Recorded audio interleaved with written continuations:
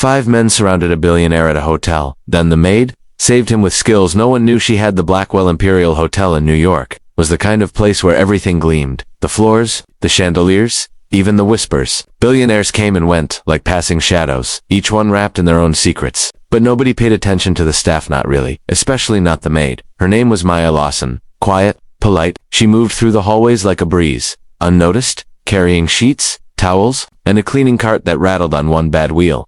But behind her soft eyes and humbled posture was a past no one could imagine, including the billionaire she would soon save. Ethan Cross, 42 years old, founder of Crosstack Robotics, had checked into the top penthouse suite for a private meeting the world didn't know about. The man was brilliant but arrogant, too used to buying his way out of danger. His security team was delayed, his assistant was overseas, and he insisted everything would be fine. It wasn't. The trouble began at midnight. Maya was cleaning the hallway outside Ethan's suite when she heard footsteps, heavy, fast, deliberate. 5 men stepped out of the stairwell, wearing hoodies and masks, moving with military precision. They walked right past her without even a glance. That was their first mistake. The second mistake was thinking Ethan Cross was alone. The door to Ethan's suite flew open. Before Ethan could react, the men rushed in, surrounding him on all sides. Maya froze for half a second, heart pounding. Then something inside her switched on. She locked her cartwheel silently, crouched behind it, and listened.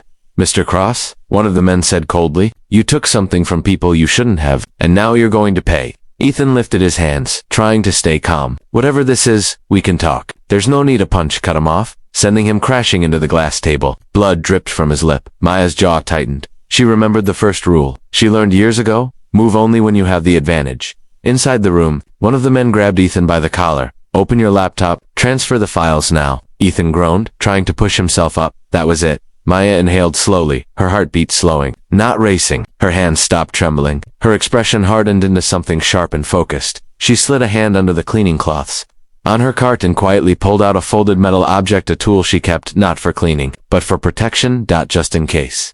She approached the door. A man's voice yelled, "We don't have time. Do it." Maya stepped inside. None of them noticed at first. Ethan did. His eyes widened. "Maya, go get help." But she didn't leave. She shut the door softly behind her. All 5 men turned, and for the first time that night, they looked afraid, because her posture wasn't that of a maid. It was the stance of someone trained to fight. "Who the hell are you?" one man demanded. Maya tilted her head slightly. "Someone who told the front desk to call the police 10 minutes ago." The men froze. She smiled faintly. "But I don't think you'll want to wait around." The nearest attacker lunged up. Maya moved so fast, Ethan almost didn't see it. Sides slammed her elbow into the man's throat, and swept his legs out in one motion. He hit the floor gasping. The other 4 rushed her. Wrong choice.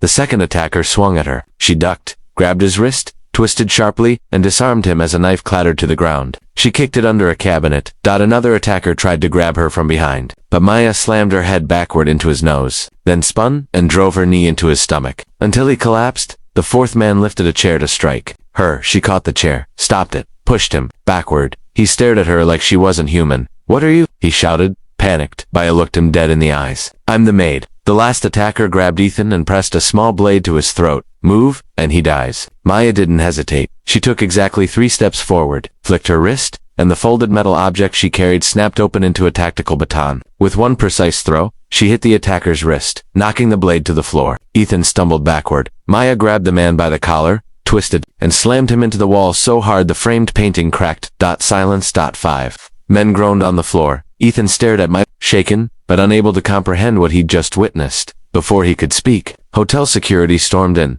weapons drawn, shocked by what they saw. A maid standing over 5 trained criminals like a lone soldier after a battle. The police arrived minutes later. The attackers were arrested. Ethan received medical treatment, but his eyes never left Maya. When the chaos finally settled and the suite was quiet again, Ethan approached her slowly. "Maya, what are you?" She sighed and looked down. "I was military, special recon." Pause. "But things happened, and I left the life. I needed peace. I needed normal. So I took this job to lay low." Ethan swallowed, humbled. "You saved my life tonight." She simply nodded. "Glad you're safe, sir." He stared at her, conflicted. "You shouldn't be a maid. Not with skills like that." Maya's eyes softened. "Sometimes people choose quiet jobs because loud ones almost destroyed them." Her words sank deep.